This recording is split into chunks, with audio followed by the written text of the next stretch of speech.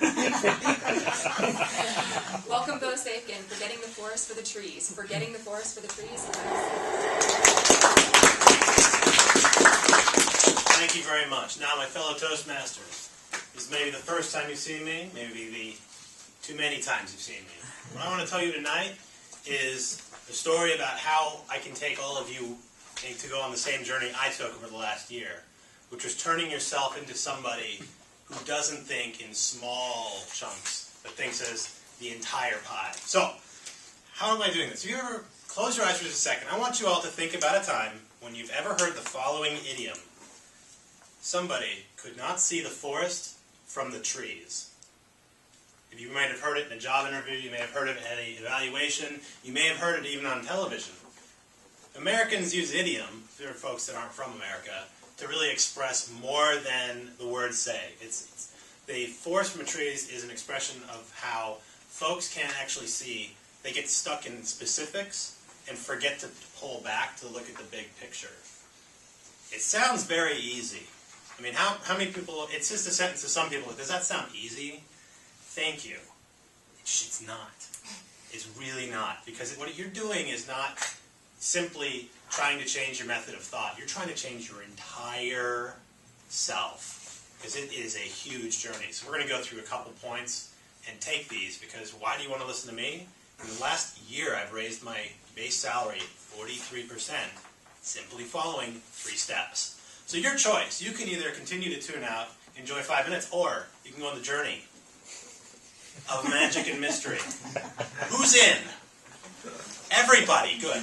So the first point I'm going to touch on is forgetting about certainty and embracing ambiguity.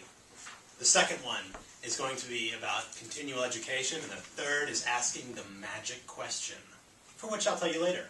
So the first one we're going to get started on is giving up certainty and embracing ambiguity. I'm an accountant. And I didn't give a damn after I got done with these steps. I used to be one of these worry wards. I would see a report come through, I would see stuff come through.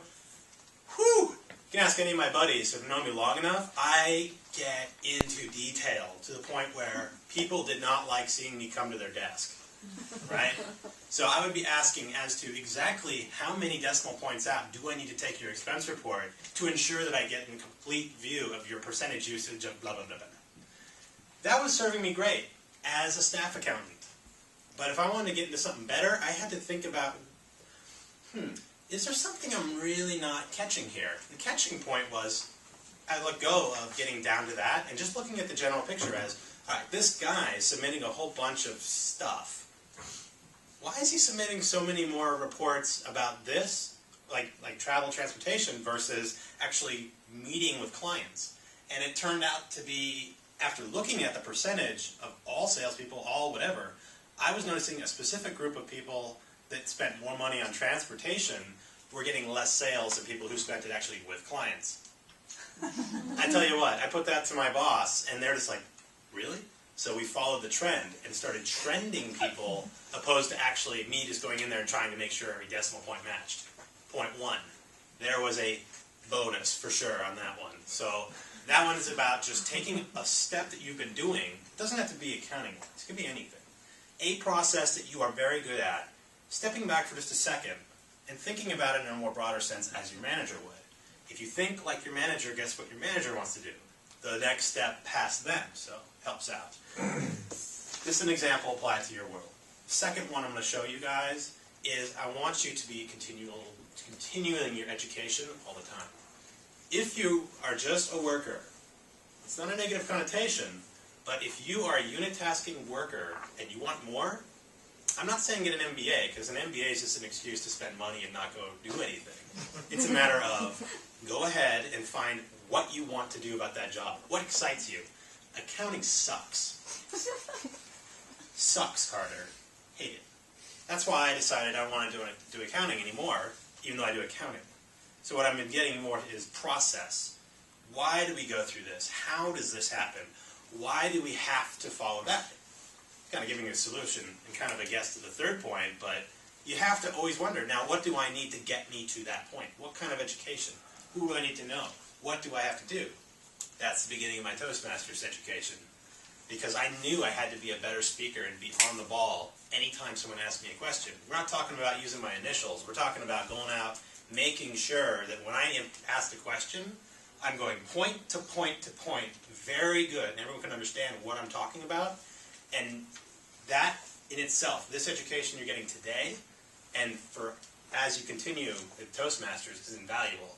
If people can understand you the first time, and then you follow up with what you said, and then after that you ask clarifying questions, it sounds stupid, but when you're dealing with folks that don't normally get that level of detail or just care, because really what you're doing is trying to ensure folks understand what you're talking about, that is powerful, and you will be able to get a little slice as to what you need to pursue, like either career-wise for education, social-wise education, if you need to start working to be a more people person, or what skills inside your organization are important. That's important.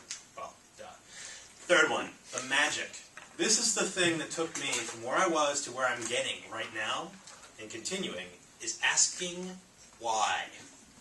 Nothing pisses off people more than asking the question, so, why?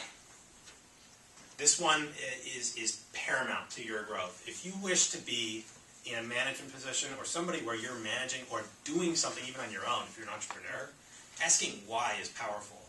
Why do I have to submit T&E reports every quarter when I can submit them every month?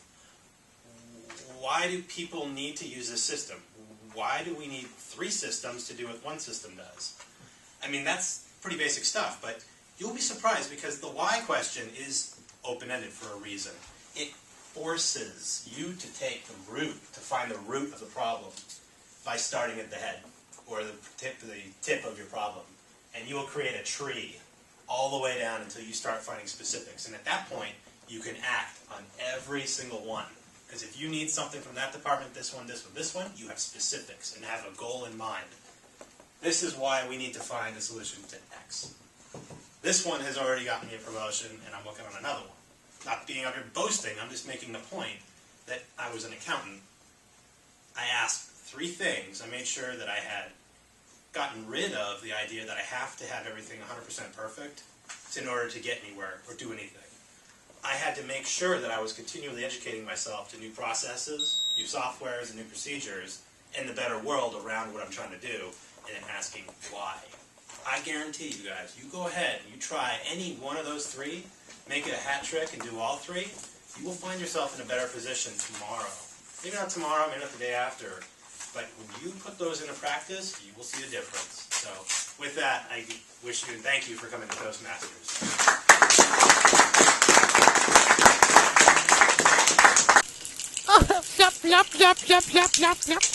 Oh, wow. Hey, could you subscribe to the channel? Thanks.